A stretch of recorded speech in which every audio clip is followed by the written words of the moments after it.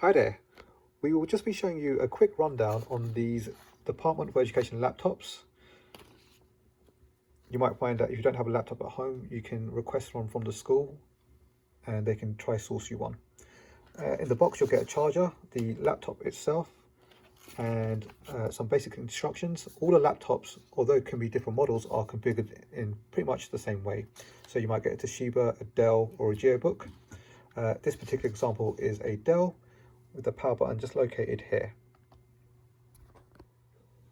Now that we've powered up the laptop, you should hopefully log straight into Windows and straight into the desktop.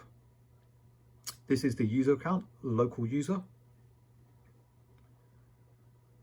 Now sometimes you might find it presents a login screen, or you may have accidentally signed out. So I'm just going to show you what to do if that happens.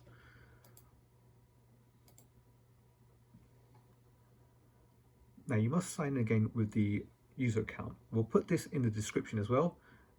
So you just can click on anywhere on the desktop, and the user account is /localuser, all one word. You must type it in exactly that way, and there is no password. You can just proceed by clicking on the arrow or hitting enter.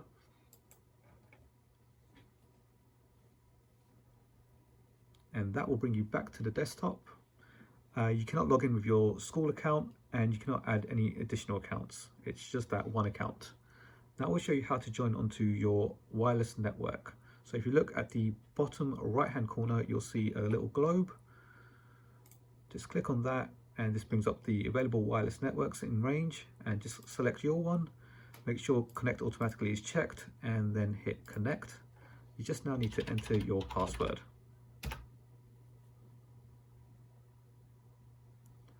And now you have a connection to your internet. It will say connected and secured. On these laptops supplied by the DfE, you'll find that there are two pre-installed internet browsers on them. If you look at the left-hand side of the screen, there are icons for two of the browsers. So we've got Google Chrome here, and then we've got Microsoft Edge. Because we use Google Education for Enterprise here, we're going to use Google Chrome. So double click the icon. You'll see that the browser has loaded up, and we now need to navigate to Google Classroom. So on the top of the screen there is an address bar. We just need to click on that and type in classroom.google.com and then press enter. From here we can sign in to Google Classroom. So the students should already know their username and passwords. If they're having trouble logging in, they just need to email info@gablehall.com. Someone will pick up the email and forward it on to the IT support department, and they'll respond accordingly. But in this instance, I'm going to log in as one of our students. And then press next. And then we just need to type the password. And then press next again. From here, you'll see Google Classroom has loaded, and on the screen are multiple tiles, which are the individual classrooms. In this example, I'm going to scroll down a bit and select 9 English G2. So click that. You'll see at the top of the screen there is a tab for classwork. We're going to click that and download a bit of work. So I'm going to scroll down, go to lesson 1 and expand that. And from here you can see there's an attachment here that I can open up as a PowerPoint. You'll see here it says it's a type of a PowerPoint file. So let's click that, and it will show me a preview of that file. I can now press this big button here, open with Google Slides. It will be different if it's a Word document or a Sheets file. It will open with Google Sheets or Google Docs. But for now we're just going to press this and open it with Google Slides.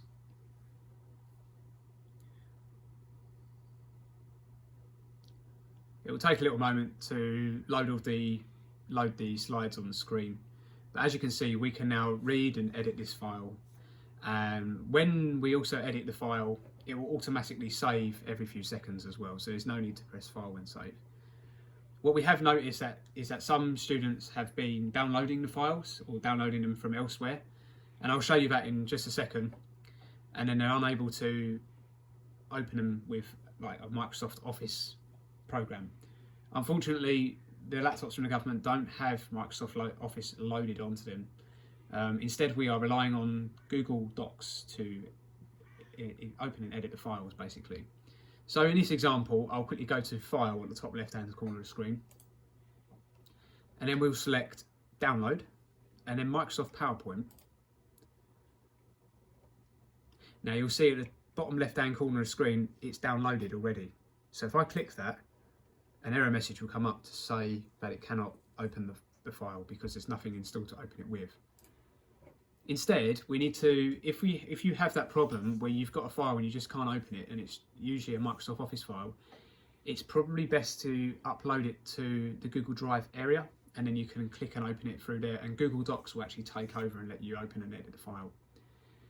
So if we go into, if you open up the Start menu and then press this icon here for File Explorer,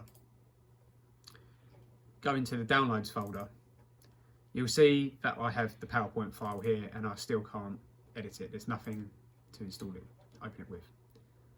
That's absolutely fine. I would recommend typing in drive.google.com, and this is also known as Google Drive.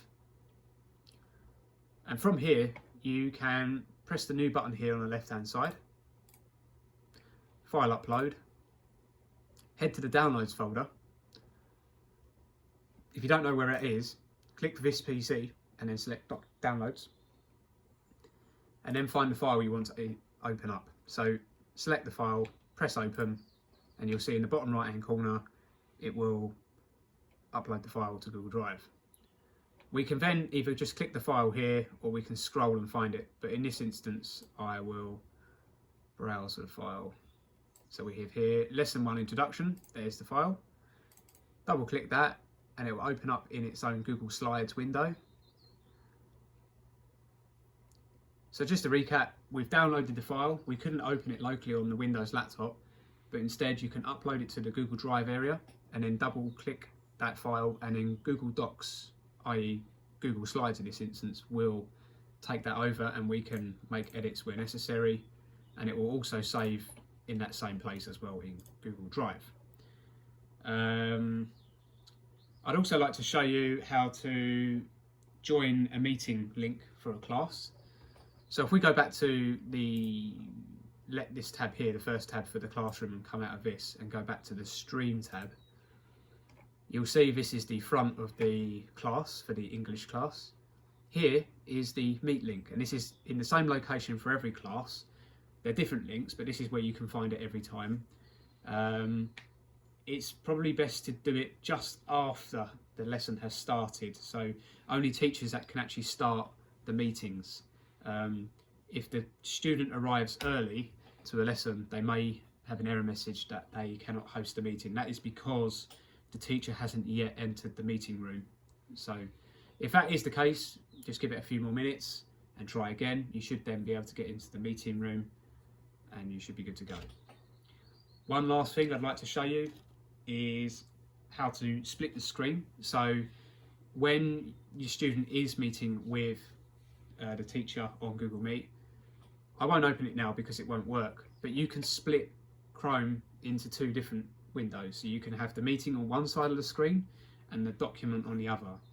So assuming that we've clicked this link and it's in this window, in fact I'll click it now and see what happens. Again, it said here I can't create the meeting, but this lesson here, say this is the file I actually want to edit in the lesson, you can actually hover the mouse over the tab, click and drag the tab, and you'll find it goes into its own window. You can then put it to the very right hand corner of the screen and you'll see that you just release it and then it will split, and then you can select that one to be on the left hand side. So then you've got the PowerPoint on the right hand side, or the Word document, and then you've got your Google Meet on the left hand side. One very last thing I'd like to mention is we also have a facility called Foldr, and this is simply where students can access their work on the school servers instead of Google.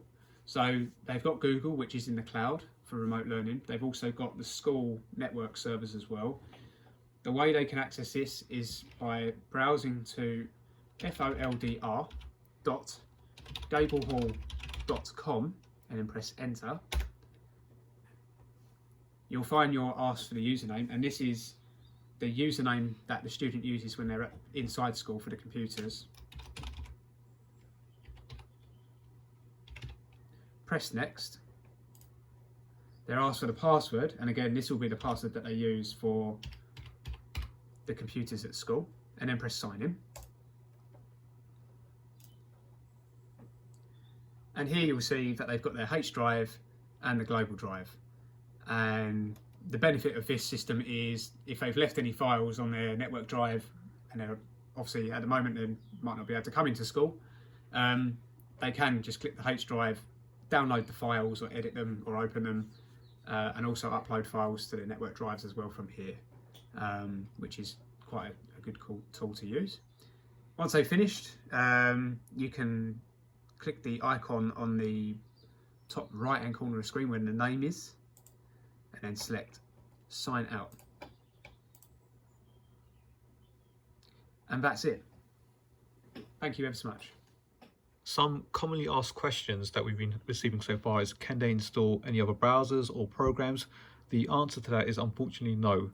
These laptops are locked down by the Department for Education.